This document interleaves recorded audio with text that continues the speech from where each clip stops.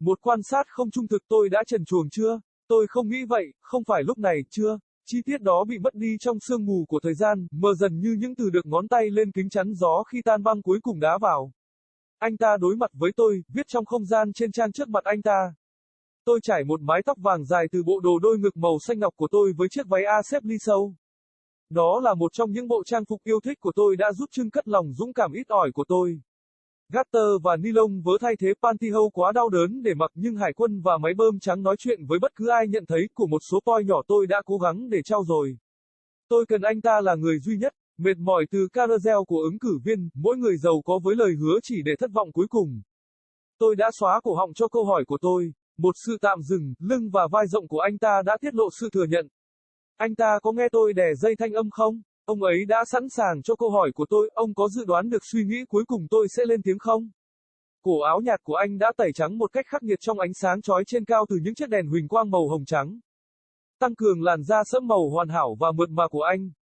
Tôi nghiên cứu đường cong của tai ông từ phía sau, và mái tóc của anh khéo lại cắt tỉa để hợp nhất với gáy của cổ. Anh ta đã nhìn thấy tôi, nằm căng thẳng trên chiếc ghế gần phía sau anh ta hay anh ta nhìn qua tôi, không biết và tập trung vào độc thoại nội bộ của mình. Anh ta có nhận thấy tôi khác với những người còn lại không, vì tôi đã khác. Về điều đó tôi đã chắc chắn. Câu hỏi khiến suy nghĩ của tôi bối rối là liệu ông ấy có khác không? Rất nhiều người với lời hứa và dối trá đã đến trước ông ta, tôi đã gần như mất tính. Mỗi người bắt đầu mối quan hệ của chúng tôi với hy vọng và sự đảm bảo, trêu chọc sự háo hức trẻ trung của tôi với những dự đoán tự tin trước khi đi vào vùng hoang vu của thất bại. Chắc chắn tôi không thể khác với những người phụ nữ khác và dường như có điều gì đó ở tôi dường như đã làm họ mất đi. Để gây ra cho họ, những người đàn ông brass và lạc quan cuối cùng thoát ra.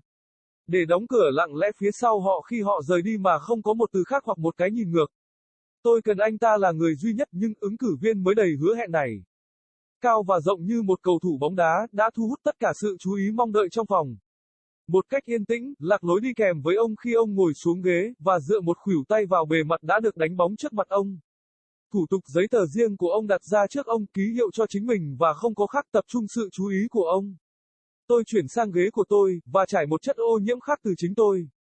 Một mảnh vải từ nhà, hoặc làm việc. Tôi dừng lại ở nơi này gần nhà tôi trên đường về nhà, đau đớn mệt mỏi vì nói chuyện từ việc đối phó từ lái xe 40 phút trên đường liên tiểu bang tắc nghẽn với 18 bánh xe. Ngồi lặng lẽ cảm thấy như một sự nhẹ nhõm, nhưng, Harat tôi thốt lên lần thứ hai, dọn đường cho tuyên bố của tôi. Không, không phải một tuyên bố. Một câu hỏi này, ông ấy có đồng ý không? Ông ấy có đồng ý không? Không đính hôn, hứa với người khác, không thể cam kết. Anh ấy sẽ không quay lại cho đến khi tôi nói, tôi cảm nhận điều đó về anh ấy, người lạ rằng anh ấy là với tôi. Khi tôi gọi tôi bắt đầu cuộc điều tra của tôi nói ở vai rộng của mình, vẫn gù lên công việc của mình. Khi tôi gọi tôi nói để cho tôi bất cứ ai. Nhưng nói lắp thứ hai của tôi theo sát bắt đầu sai lầm. Ông ấy có đánh giá cao tình trạng khó khăn của tôi không? Họ đã nói gì với ông trước khi ông ấy đến gặp tôi? Điều gì có thể là về tôi khiến anh ta gắn bó sâu sắc hơn với những lời trên trang, hơn là với người phụ nữ mà anh ta bắt buộc phải tham dự? Có lẽ đôi mắt mệt mỏi của tôi đã phản bội tuổi trẻ rõ ràng của tôi. Và anh ta không biết làm thế nào để bắt đầu. Anh ấy hài lòng để tôi chờ đợi sự chú ý của anh ấy, điều đó đã rõ ràng. Mặc dù bởi quyền lợi, ông ta nợ tôi. Tôi là người phụ nữ đã trả tiền cho thời gian của anh ấy, cho sự chú ý của anh ấy, cho sự chăm sóc của anh ấy, hoặc nhiều như anh ấy phải dành cho. Trong trường hợp trước nỗ lực thứ ba của tôi để nắm quyền kiểm soát, thẩm vấn chặt chẽ của tôi, ông cứng lại và ngồi thẳng. Sự bất bình tĩnh đi kèm với lối vào của ông chỉ vài giây trước đó, bốc hơi vào ete. Đầu ông rơi xuống thấp hơn, khi ông nhúng đầu về phía vai để chuẩn bị quay. Sự cân nhắc chậm đánh dấu hành động của mình như thể để đáp ứng với truy vấn chưa hoàn thành của tôi. Lời nói của tôi không đầy đủ, lo lắng của tôi chưa được lồng tiếng. Mặc dù có lẽ giọng hát của tôi đã phản bội tôi. Phân xoay dưới sức nặng của anh ta khi anh ta vung cơ thể theo hướng tôi. Số lượng lớn của hắn đối mặt với khung hình 100 pound của tôi. Tôi không có cơ hội nào dưới sự giám sát của hắn, cơn giận dữ của hắn. Một cái gì đó giống như cơn thịnh nộ nở rộ trên các tính năng của anh khi anh khóa đôi mắt nâu của mình. An indelicate observation, was I naked yet? I don't think so, not at this point, not yet. That detail is lost in the fog of time, faded like words fingered onto a windshield when defrost finally kicks in. He faced away from me, inking in the spaces on the page in front of him. I brushed a long blonde hair from my double-breasted, cerulean blue suit with the deeply pleated A skirt. It was one of my favorite outfits that helped to distill my meager courage. Garter and nylon stockings replaced pantyhose that were too painful to wear. But the navy and white pumps spoke to anyone who noticed, of some small poise I tried to cultivate. I needed him to be the one. Weary from the carousel of candidates, each rich with promise only to disappoint in the end.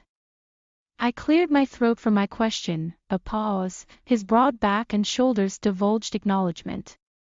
Had he heard me prime my vocal cords? Was he poised for my question? Did he anticipate the thought I would eventually voice? His pale collar bleached harshly in the overhead glare from pink-white fluorescence, enhancing his flawless and silky dark skin.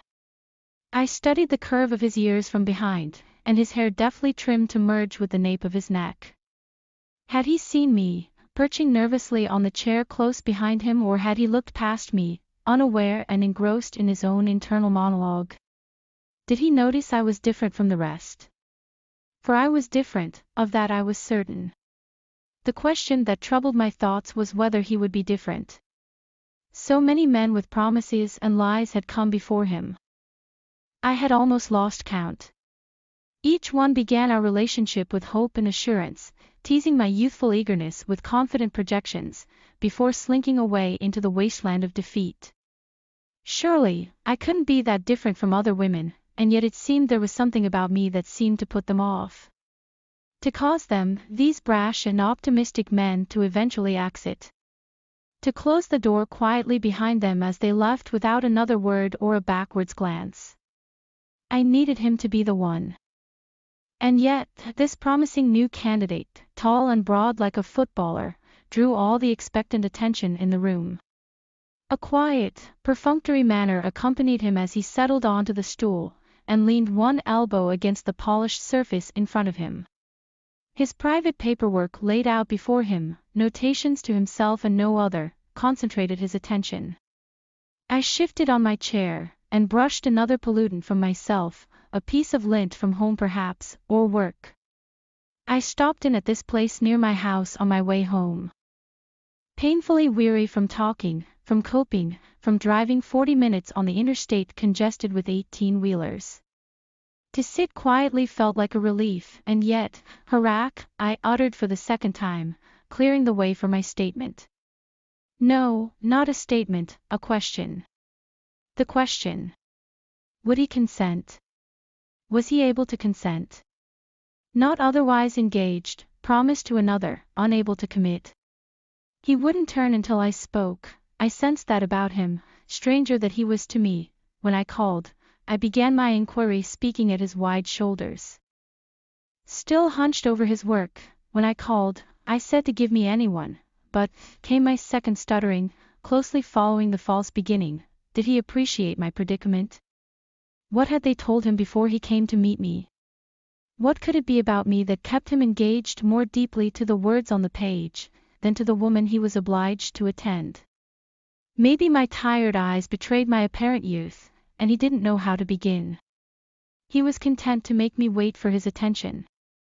That much was clear. Though by rights, he owed me. I was the woman who paid for his time, for his attention, for his care, or as much of it as he had to give. In the instance before my third attempt to take control, my stammered interrogation, he stiffened and sat upright. The calm nonchalance that accompanied his entrance just seconds before, evaporated into the ether. His head dropped lower, as he dipped his head towards his shoulder in preparation to turn. Slow deliberation marked his actions as if in response to my unfinished query. My utterance was incomplete, my anxiety as yet unvoiced, though perhaps my vocal tone betrayed me. The stool swiveled under his weight as he swung his body in my direction. His bulk faced off against my 110-pound frame. I didn't stand a chance under his scrutiny, his fury. Something akin to rage blossomed across his features as he locked his brown eyes with